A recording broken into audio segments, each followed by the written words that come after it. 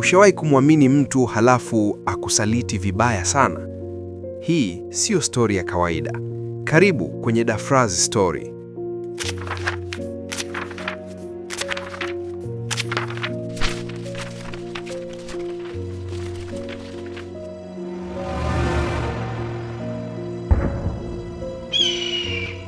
John alikuwa na rafiki yake wa karibu sana, Musa.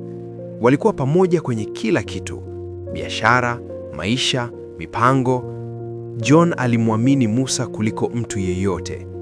Siku moja wakaamua kuanzisha biashara kubwa pamoja. John akaweka pesa zote.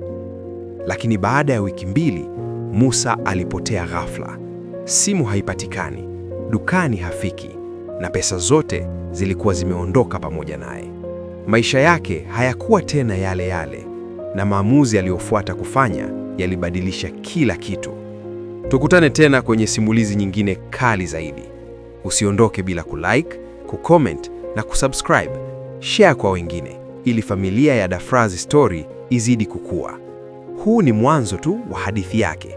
Tukutane simulizi ijayo.